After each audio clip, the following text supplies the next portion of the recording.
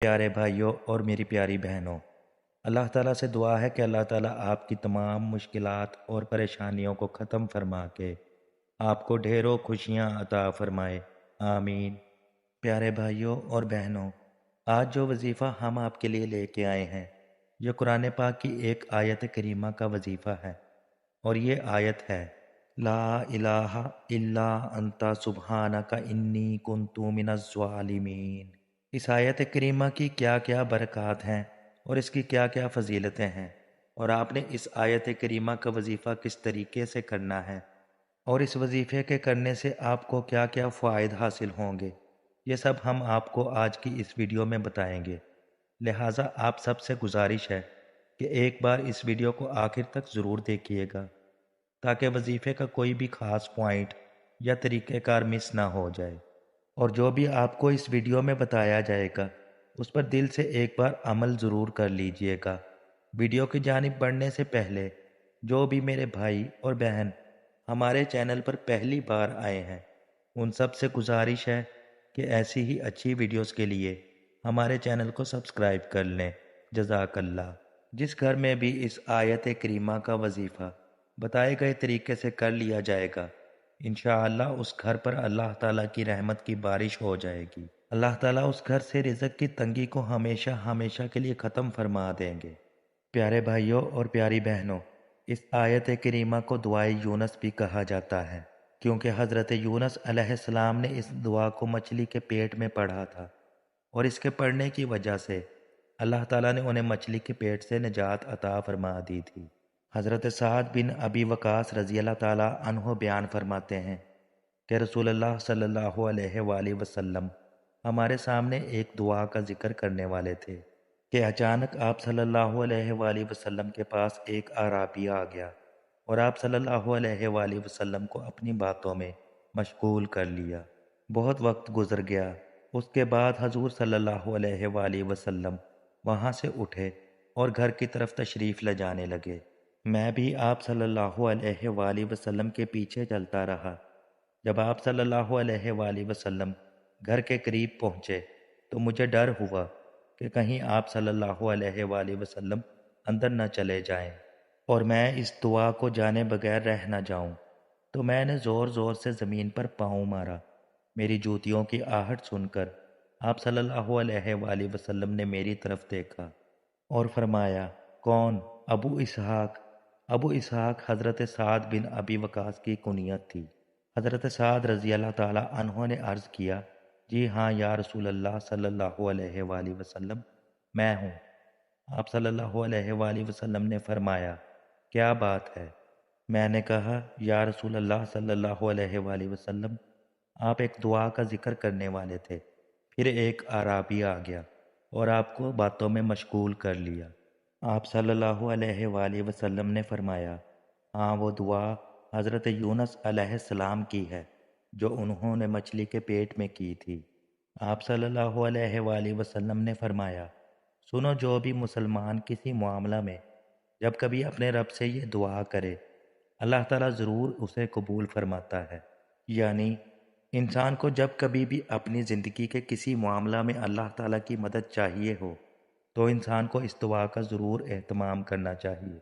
اور انسان پر اگر کوئی مصیبت یا پریشانی ہو یا انسان کسی بیماری میں مبتلا ہو تو اس دعا کو کثرت سے پڑھے تو اللہ تعالیٰ انسان کو پریشانیوں سے اور مصیبتوں سے نجات دے دیتے ہیں۔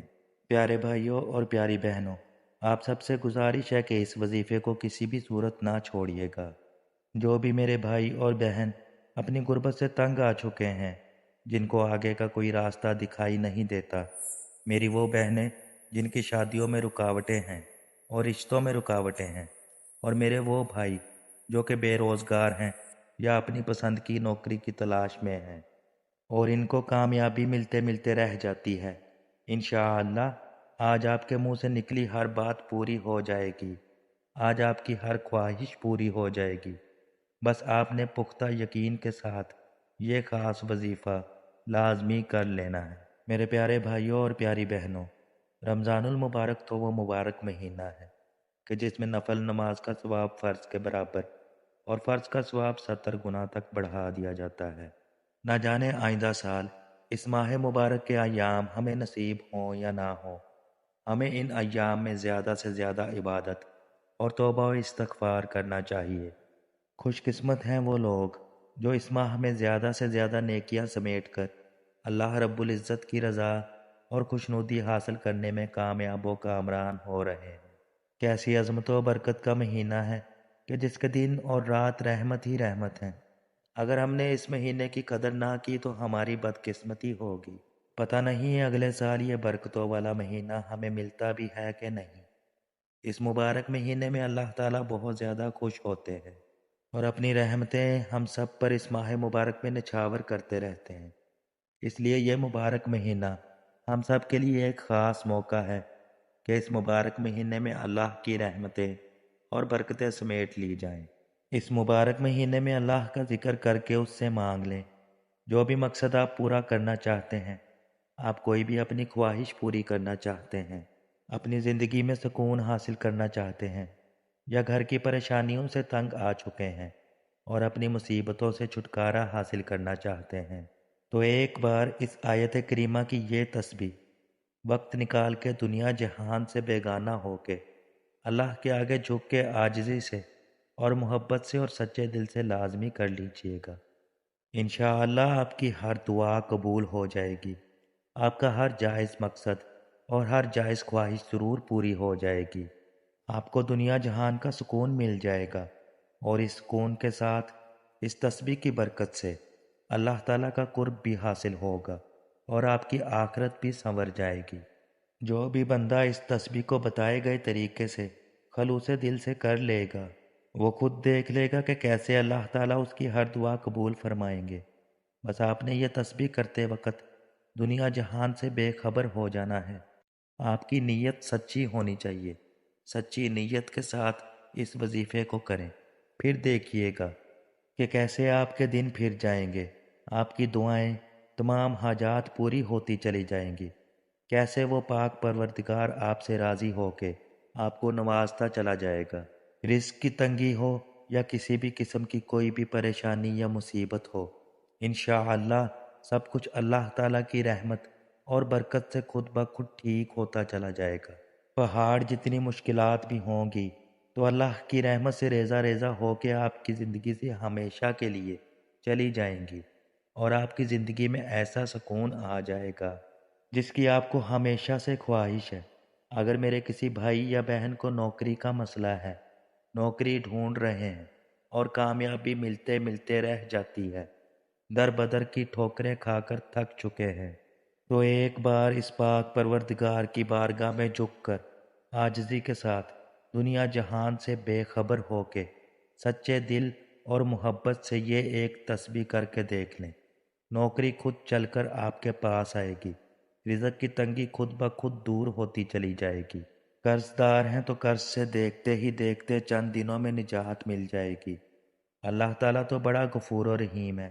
ایک بار اس کے در پر جھک کے دیکھ لیں، ایک بار اس سے گڑ گڑا کر مانگ کے تو دیکھیں، جیسا وہ چاہتا ہے ایک بار آپ ویسے بن کے تو دیکھیں، پھر دیکھیے گا کہ کیسے وہ اپنی رحمتوں کی بارش کر دے گا، کیسے وہ آپ پر اپنی رحمتیں اور برکتیں نچھاور فرما دے گا، کیسے وہ آپ کے لیے ہر ناممکن کو ممکن کر دے گا۔ پیارے بھائیوں اور پیاری بہنوں، اب ہم آپ کو بتاتے ہیں کہ آپ نے اس آیت کریمہ کی اس تسبیح کو کس طریقے سے پڑھنا ہے۔ آپ یہ تسبیح دن میں کسی بھی وقت کر سکتے ہیں، چاہے آپ اسے صبح کے وقت پڑھ لیں، چاہے دوپہر کو پڑھ لیں، یا اس تسبیح کو آپ رات کو اپنے بستر پر بیٹھ کر بھی پڑھ سکتے ہیں۔ آپ نے کرنا یہ ہے کہ آپ نے اول آخر 7 بار درود پاک کے ساتھ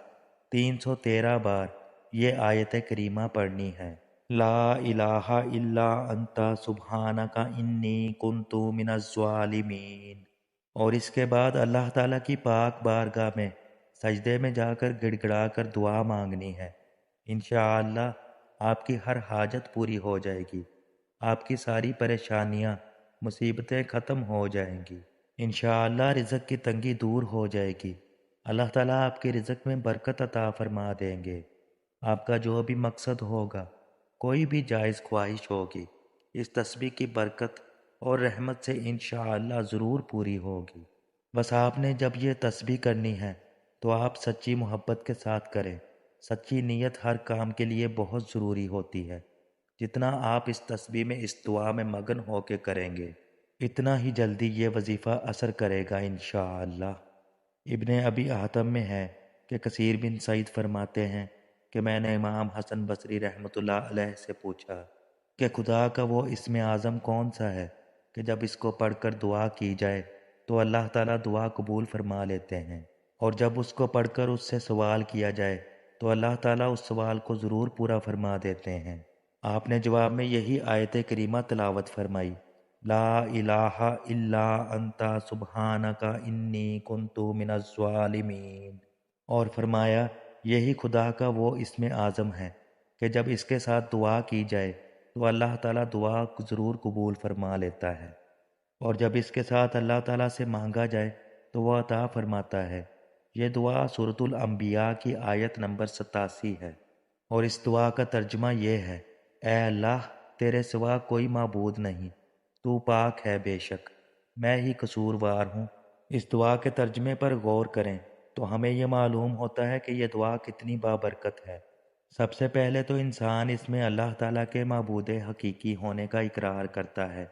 کہ عبادت صرف اللہ کی جائے، اللہ کے سوا کوئی معبود نہیں ہے۔ اس طرح کا اقرار کرنے سے وہ اپنا عقیدہ درست کر لیتا ہے، اور پھر وہ اللہ تعالیٰ کی پاکی کا اقرار بھی کرتا ہے کہ اللہ تعالیٰ کی ذات پاک ہے، اور پھر انسان اپنے گناہوں کی وجہ سے خود کو قصوروار کہتا ہے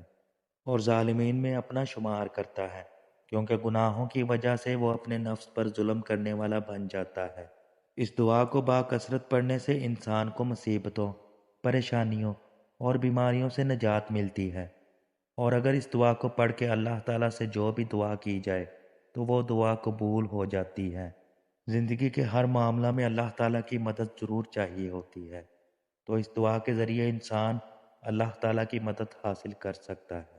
آپ سب سے گزارش ہے کہ جتنے بھی میرے بھائی اور بہن کسی بھی مشکل میں ہیں وہ اس تسبیح کو کسی بھی صورت نہ چھوڑیے گا،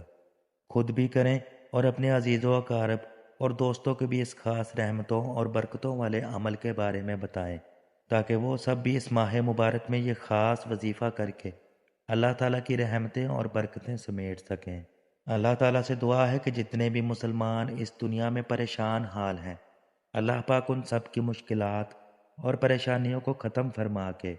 ان کی زندگی میں سکون عطا فرمائے، اور جو بھی میرے بھائی اور بہن ہماری اس ویڈیو کو دیکھ رہے ہیں، اللہ پاک ان سب کو ہمیشہ خوشیاں اور کامیابیاں عطا فرمائے،